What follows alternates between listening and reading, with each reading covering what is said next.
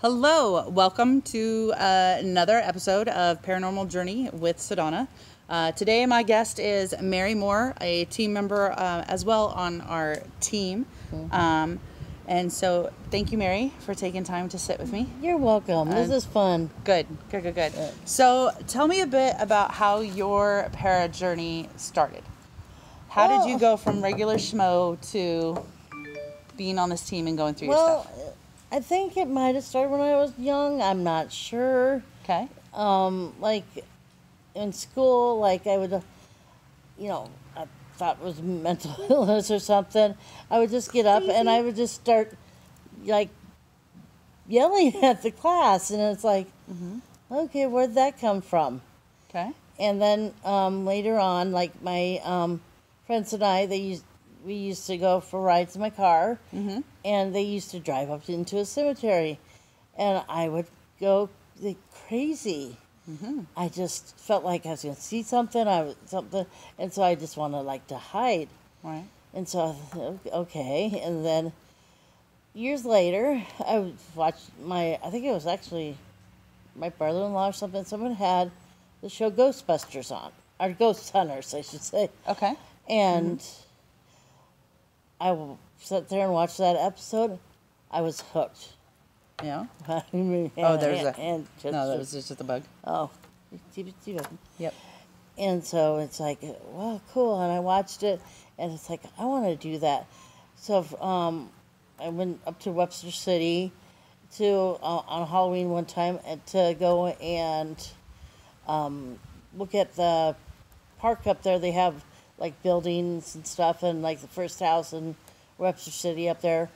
And so I went on that, and I kept feeling things like, oh my God, there's something here, and all that, because it's like, I know there's this ghost or something around here. So you sensed things. I sensed things, Okay. yeah. And then the group that was putting it on, I talked to them a little bit about it, and they said, well, why don't you come on, we're going to do a investigation over in Story City at the antique store. Why don't you come up and join us? And so I met up with them, and we did the the hunt, and it was really, it's like I could feel things. I could like tell stories about what happened. I even had a ghost touch me because everyone else was getting touched. So I asked the ghost, okay, if you're here, touch me. And all of a sudden I feel a finger running up the bottom of my leg, and it's like, oh, cool. And then obviously there was a doll there. I love dolls, and I just felt like it was talking to me. And so I bought the doll. I go on an investigation. I bought the doll. Right. And so, but I, never really heard from him again. Like I called and, called the guy and said, okay, are you going out again or anything? Can I, go on another investigation? And he never really got back to me. Okay. Oh, wow, wasn't I good enough? So Wasn't a good fit. It's because you're meant to be on a different team. yes, I was. And so, then came like there's an opportunity to go up to the Stanley Hotel. My husband and I bought tickets to go up there. He stayed in the room. I did all the, stuff. Yeah. And I got to meet the ghost hunters. Got to meet, Grant Wilson, Chris Williams, Jason wasn't there, but, was there. And so it's like, oh, this is cool. And I was there investigating, like there was different parts of the hotel, and there was a concert hall and a manor house that you could explore, and we were in groups. And when we got to the concert hall, we were investigating upstairs, and we went downstairs, and all of a sudden, I just get this overwhelming feeling of sadness. It's like, I'm not supposed to be here, I don't know what to do. I mean, it was so sadness. I was crying. And they had said something about a lady that came into the Stanley to that concert hall from the outside because she lived in the park she's a homeless lady, and she was there for a while, and then she left and went back to the park, and they found her like the next day, and she was frozen. But her spirit, her name was Lucy, is what they called her, was still there. And I was like crying. I felt like, something, this was overwhelming me. And I went up the stairs when the group was changing, different areas. And Grant Wilson was standing in the doorway. And I go, I'm just, I'm bawling my eyes out here to someone that I really, really wanted to meet, And he goes, well, just go and sit down for a while. So I went into the concert hall, sat down, for a while, and I was still feeling that way. And I went back up to him, and he goes, well, come with me. We went out to the porch of the concert hall, and we were standing this close. And he told me, don't worry, what you're an empath, and you just feel things. You're feeling, you're feeling the woman. And so that's when he helped you to at least start to identify what it was you were experiencing and journeying. So you started out as an empath, knowing that you could feel and sense people's emotions and people's things, stuff like that going on. And then on Facebook, I put out, to groups that were like saying something about ghosts, because I wanted to, get on a team really bad. So you were searching. I was searching, and I got this crazy lady, and she, she said, well, I have a friend coming. Well, we ended up having to go pick up a friend in Sioux City and come out, and we were scheduled to go to for our school. It's just south of Maxwell. They wanted to be taken there for a hunt, and so I went there. Or I called Nancy, the one, I made the reservations, and I was talking to Nancy, the one that was running the place. She lives there too, and told her about all the experience and all that. She goes, oh my, it sounds like, she didn't get a good vibe about the other two. And so she had Jackie Carpenter be there when we came, and Jackie Carpenter was a psychic and all that. And so when they were on the tour, Jackie took me outside. We took a walk around the building, and she just kind of helped me out. She says, those two I get a bad feeling on, and so I'll help you. And so Jackie, I was friends with Jackie, and you've just been like pulled to the spots where you need to be a part of this. To be a part of this, right? And Jackie was going to investigate the building with some other people, and she asked me to come, and I did. And that's where. Well, I didn't know Eric. I didn't really talk to him at the time. Eric was there, and all that. And so I went on the hunt and everything. And it was fun, and Well, before that, I guess I left out that I went there by myself once on, just on one of their public tours, and we were on the stage, and we were sitting around trying to talk to a spirit. All of a sudden, I feel like this little girl is inside of me and talking to me. Okay. And she's crying.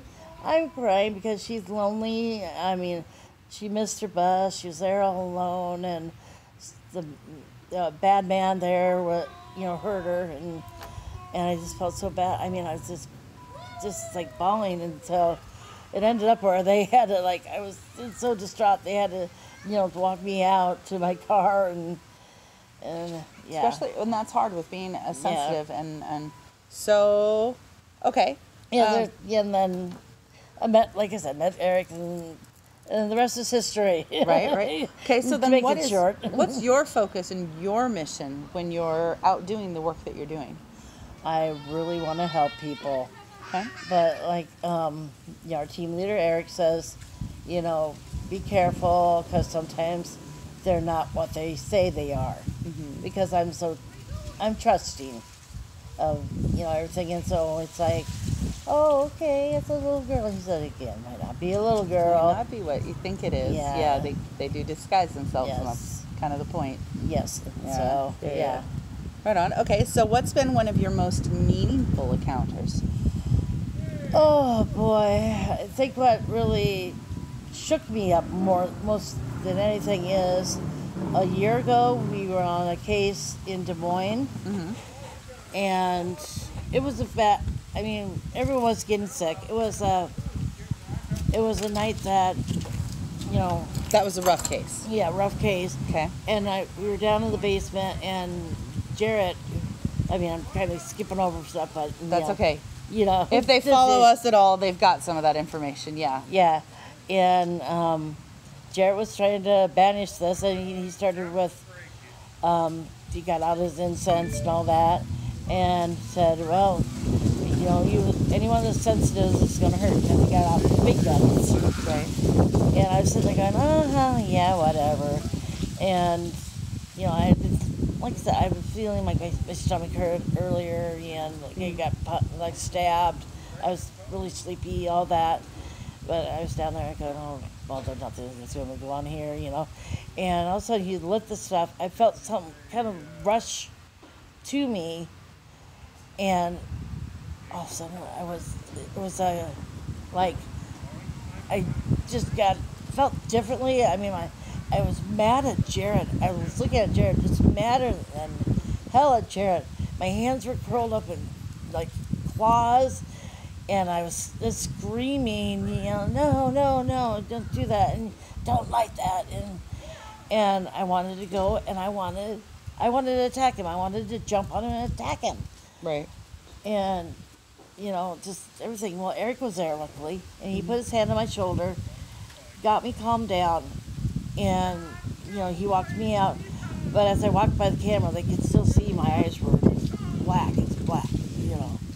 And so, yeah. So what did you learn out of that? What did you get from that experience? Why was that meaningful to you? Well, at first I was scared to death. Okay, I didn't want to, you know, I wanted to stop doing this. Okay. But then after a while, when I calmed down and all that, it's like, let me back in there. I want to get this bitch, pretty much. So I want to help this family out. Okay. It wasn't really the family. It was like they had, well, I guess it was her brother-in-law. Yeah, he was from Mexico and couldn't really speak English, and he was just sitting there. You know, he was sitting in the living room while we were investigating, and he just looked like he had been scared, you know, like shitless. Right. With, you're gonna have to edit out some of my. It's okay. Yeah, and I mean, he just looked like he really needed help, Yeah. and so, I mean, For helping people, for saving people. Yep, that's me. Good. I want to help people. I want them to be comfortable in their own houses. Right. And so you experiencing this, do you know how incredibly strong that makes you? Because a lot of people, with the level of what you encountered and how you encountered it, a lot of people, it's going to scare them off. And in fact, it's made you a stronger warrior. Yeah, that's what Jared and Eric were saying. They said that because of that, I went from the level of this being an empath to I'm a medium, I guess. Yes, ma'am. I mean, I don't use it very often, but yeah. But you're I still guess- learning. It's you know, you got training wheels on at the moment, and pretty soon it'll be time to kick off those training wheels. Yeah, So, so I got to be a medium that night. So, I mean, yeah. now looking back at it, I mean, it was so painful to go through, but I'm glad I went through it. And going through those dark nights of the soul is those times when we end up learning more about ourselves and honing some more of our innate abilities that are dormant and hidden within us.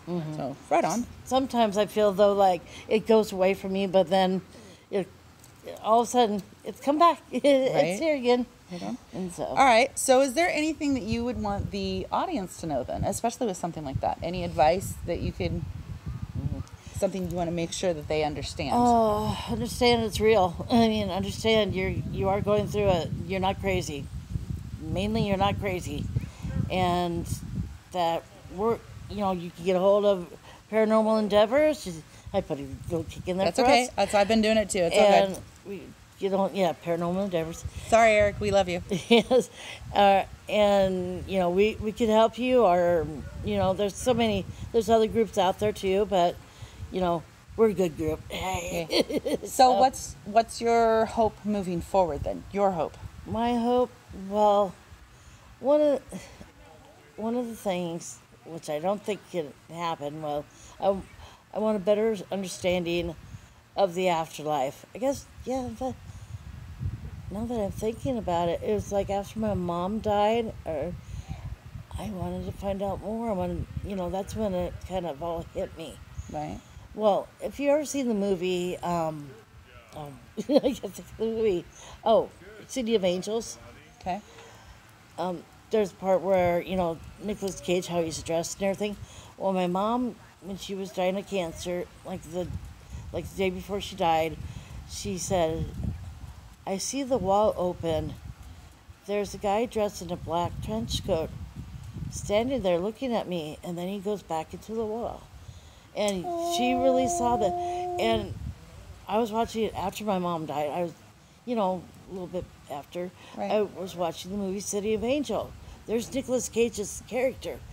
Exactly how my mom described what she saw. Ta-da. So he was an angel. And it was Yeah. like, wow. It was really cool. My mom saw an angel before she passed away. Yeah.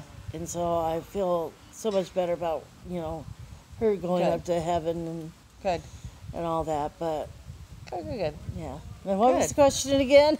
Moving forward. Okay. Yeah. No, they're good. And then Okay. the last one that I usually have is about if someone who wants to contact you. So Paranormal Endeavors, Mary is one of our case managers. Yeah. If you contact the team, it'd be Mary or our other case manager, Crystal, who would talk to you, walk you through some things. They touch bases with you, and then decide if the team needs to be called in and how that's handled. So, Yep. Mary, thank you so much for giving me some minutes of your time. I'm really grateful that I got to hang out with you today as I loved worked it. on a project today. So, yeah. Yeah, I hope it went good. I hope I didn't fine. talk your ear off. No, you're fine. You're fine. We've had a lot that we've talked about and covered, Yeah. though, before we even got to this part. So, I appreciate it. Yeah, so I tried to keep it short because, That's beautiful. I talk a lot. Right? We So, could do that. We could get together. yeah. Girls, imagine that. Yeah, it's great. Thank you so much. Oh, thank you, love. I love you so much. I Thank you love for you helping me too. with this.